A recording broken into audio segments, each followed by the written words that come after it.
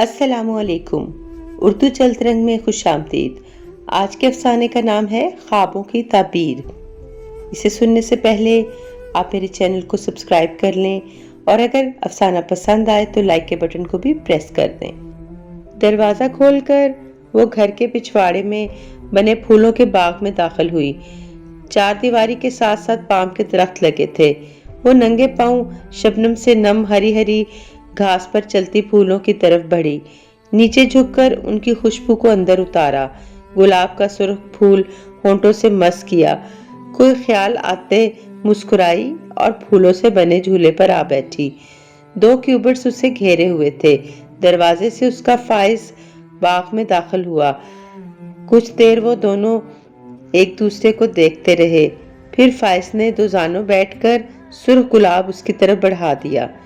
جیسے ہی رابعہ نے پھول پکڑا اسے جھٹکا لگا، ایسے جیسے زلزلہ آ گیا ہو، اور پھر اس کی آنکھ کھل گئی۔ نہ وہ باغ رہا اور نہ وہ پھول، ہاں البتہ اس کی امی زور زور سے اس کا تکیہ ضرور کھینچ رہی تھیں۔ ظالم اماں اتنا اچھا خواب توڑ دیا، وہ بڑبڑاتی اٹھ بیٹھی۔ آٹا گوندا پڑا ہے، روٹیاں توے پر ڈالو۔ وہ اٹھ کر ان کے ساتھ کچن کی طرف چل دی۔ سارا دن منحوس سوئی پڑی رہتی ہے، اماں نے ابھی بھی اسے سنائی، کم سویا کرو۔ شام کا وقت تھا، آسمان کا رنگ ہلکے نیلے سے بدل کر سیاہی مائل ہوتا جا رہا تھا۔ ڈوبتا سورج سمندر میں اپنے عکس کو دیکھ کر الوداع کہہ رہا تھا۔ مچھلیاں سمندر کی سطح پر اچھل کود کر رہی تھیں۔ بہت دل فریب منظر تھا۔ دو کیوبرس اس وقت بھی اس کے ارد گرد منڈلا رہے تھے۔ ساحل سمندر پر الاؤ کے پاس دو شیزائیں رقص کر رہی تھیں۔ فائز نے اس کو اپنی جیکٹ پہنائی کیونکہ موسم ذرا سرد تھا۔ ابھی وہ شکریہ کہنے ہی والی تھی کہ بھونچال آ گیا۔ تڑا تڑ بارش برسنے لگی اور وہ ساری بھیگ گئی۔ اسی وقت اس کی آنکھ کھل گئی۔ اماں ہاتھوں میں جگ لیے کھڑی تھیں جو کہ اب خالی تھا۔ ہاری قسمت، یہ خواب بھی ٹوٹ گیا۔ وہ افسوس کرتے ہوئے اماں کی ڈانٹ ڈپٹ کھانے لگی۔ کام کر کے وہ پھر اپنے بستر پر آ گئی۔ آج نیند کا غلبہ کچھ زیادہ تھا، وہ نیند کی وادی میں کھو گئی۔ رابعہ اور فائز سنگ مرمر کے چبوترے پر بیٹھے تھے۔ فائز نے اپنی جیب سے مخملی ڈبیا نکالی اور اس میں سے ایک ہیرے کی انگوٹھی نکال کر اسے پہنانے لگا کہ اتنے میں بھونچال آ گیا۔ محل زور زور سے ہلنے لگا اور اس کی آنکھ پھر کھل گئی۔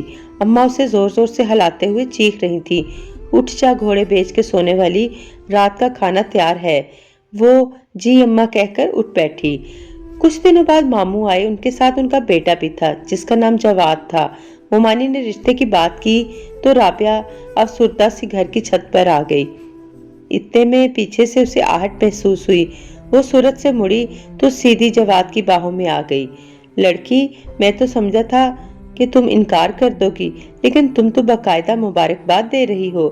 رابعہ شرم سے پسینے پسینے ہو گئی۔ بے شرم کہتی ہوئی نیچے بھاگنے لگی۔ مجھے تم سے محبت ہے رابی۔ جواد کی آواز اس کی سماعتوں سے ٹکرائی تو اس نے اپنے کمرے میں آ کر دروازہ بند کیا اور دھڑکتے دل سے آنکھیں بند کر کے سوچنے لگی کہ جواد کو اس نے پہلے کہیں دیکھا ہے تو اسے یاد آیا، جواد ہو بہو فائز کی شکل کا تھا جو اس کے خوابوں میں آتا رہتا ہے۔